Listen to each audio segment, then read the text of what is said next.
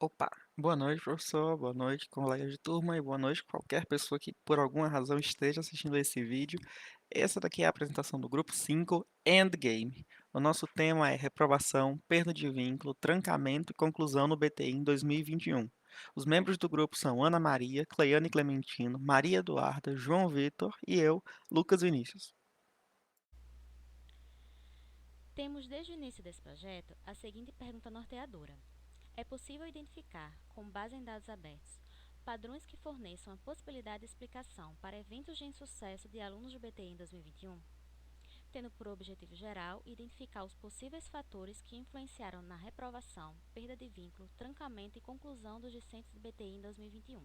E objetivos específicos, analisar como o contexto socioeconômico do discente impacta no desempenho em disciplinas durante o curso e analisar em quais momentos ocorrem a maioria dos trancamentos e reprovações. No passo anterior do projeto, nós alinhamos nossos objetivos e buscamos entender como os dados são e como estão agrupados. Neste momento, nossa meta seria organizá-los para conseguir extrair resultados significativos. É válido destacar que esse momento da disciplina serviu para vivenciarmos de fato os conceitos que aprendemos ao longo do semestre. Então, analisamos exploratoriamente os dados que observamos serem relevantes nas tabelas disponíveis no portal de dados abertos da FRN e vamos expor os insights que obtivemos com eles. Bom, com o primeiro objetivo específico, idealizamos apresentar as diferenças nos índices de aprovação de discentes em situação de vulnerabilidade social e demais discentes e analisar se as políticas de assistência estudantil, como bolsas e auxílios que são adotadas, impactam nos índices de conclusão de curso. Porém, no momento que fomos fazer a análise exploratória dos conjuntos de dados referente a eles, observamos uma série de problemas que precisavam ser tratados. Dentre eles, encontramos repetições nas tabelas de turma, matrículas e dados socioeconômicos, onde existem dados repetidos com diferenças leves, o que impedia que tirássemos as cópias ou exigiria um tempo muito grande para juntá-las em entradas válidas. Também, as bases não conversavam entre si, mesmo quando deveriam. Por exemplo, existe estudante matriculado que não aparece na tabela de estudantes do semestre. Além disso, dados não homogêneos na tabela de dados socioeconômicos com valores extremamente discrepantes ou nulos também foram encontrados. Na medida que tentamos organizar e limpar os problemas que surgiam, percebemos que muitas informações relevantes seriam perdidas no processo e que nossa falta de experiência nos deixou em um loop infinito de o que fazer agora. O que ficou claro é que, a partir dos dados que tínhamos no momento, nós precisaríamos assumir muita coisa arbitrariamente para trabalhar, de modo que os resultados não teriam chance de refletir a realidade. Com isso, o entendimento que levamos durante o desenvolvimento desse objetivo é que os dados para sua realização seriam inevitavelmente difíceis de obter, já que a sua fonte primária seriam os próprios estudantes, que são suscetíveis a cometer erros ao preencher o formulário de caracterização socioeconômica. Por essa razão, decidimos trabalhar apenas no objetivo 2, pois ele contava com mais fundamento nos dados. Lembrando que o nosso segundo objetivo é analisar em que momento os índices de insucesso são mais acentuados, e as subdivisões deles serão trabalhadas mais à frente nessa apresentação. O primeiro desafio ao lidar com os dados para esse objetivo foi organizá-los, já que as informações de nosso interesse estão divididas em várias bases. O processo de desenvolvimento em si também teve seus percalços, principalmente em divulgar o código ao lidar com quantidades tão grandes de dados.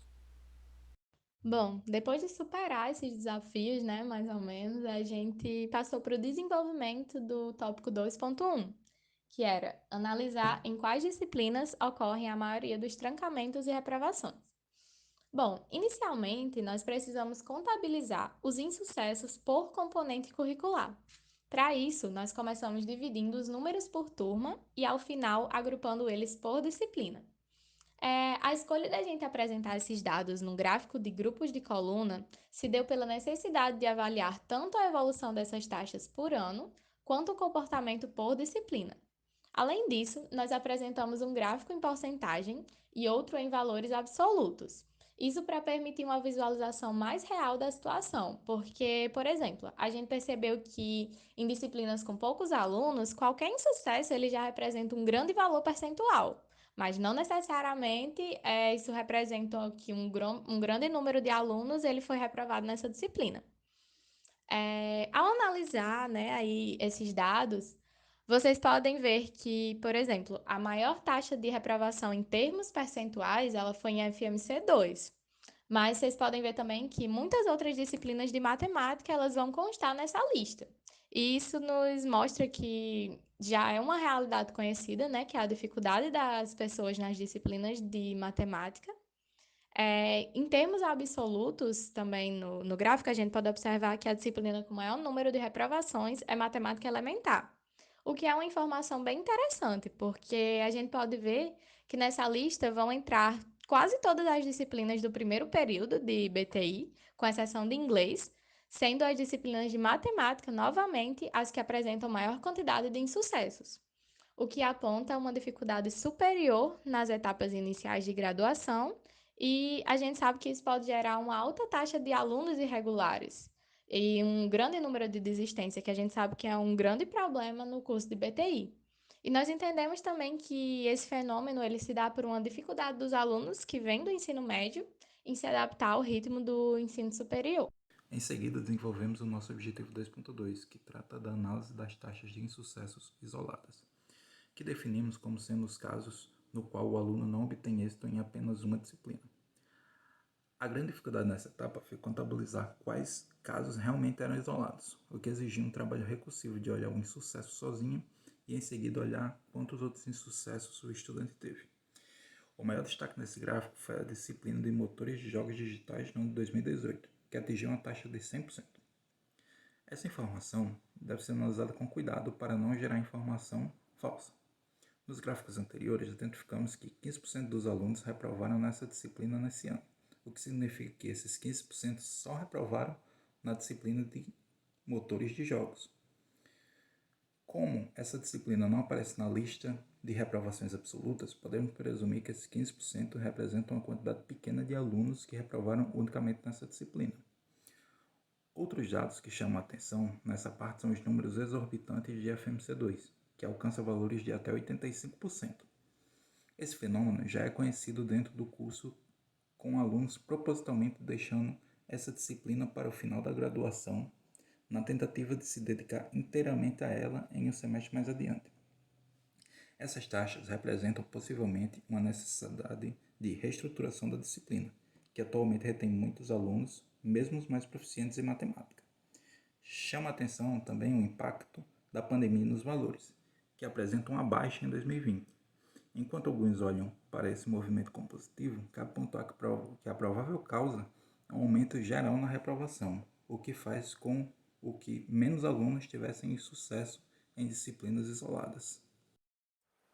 Agora, no que tange a taxa de insucesso por número de matrículas, nós percebemos que, no final das contas, ter mais disciplinas num semestre não significa necessariamente uma maior possibilidade de reprovação. O que nós entendemos a partir desse número é que os alunos com matrículas no 7, 8, 9 ou até 10 estão pegando disciplinas muito leves, com carga horária muito pequena, 30, no máximo 60 horas, já que existe um valor máximo de carga horária que você pode cumprir num semestre. Então, essa carga extra que se esperaria por pegar mais disciplinas acaba sendo compensada por disciplinas mais curtas, com menos aulas e necessariamente com menos cobrança. E outra coisa é que ao longo dos anos, não se notou uma grande mudança nos valores. 2018, 2019, 2020 e 2021 apresentam dados quase constantes, com uma pequena mudança de 2019 para 2020, mas nós imaginamos que se deve ao baque do início da pandemia. Por fim, nós queremos responder à pergunta que fizemos no início de tudo. É possível traçar um fator comum, uma base comum para os insucessos no IMD? Nesse caso, desconsiderando dados socioeconômicos que nós, porventura, não tivemos como analisar? O nosso entendimento é que sim, e que o fator mais determinante é a dificuldade dos alunos em se adaptar ao ritmo do ensino superior. Veja, a maior taxa de reprovação em números absolutos, em números relativos, as taxas de reprovação isoladas, mesmo os números por número de matrícula mostram que os alunos no começo do curso estão muito mais suscetíveis a reprovar numa disciplina. E nós entendemos que isso se deve especialmente pela dificuldade que esses alunos têm em sair do ritmo do ensino médio, que é muito mais leve, e entrar no ritmo do ensino superior, onde você tem disciplinas mais pesadas, você tem uma carga de trabalho e uma exigência por dedicação muito maior. Em especial na área da matemática, que nós entendemos ser uma falha da base que esses alunos recebem no ensino médio. Então, por fim, o fator comum que nós podemos apontar, dadas as bases de dados que nós tivemos acesso, é a dificuldade dos calouros, a dificuldade de quem está ingressando no curso agora.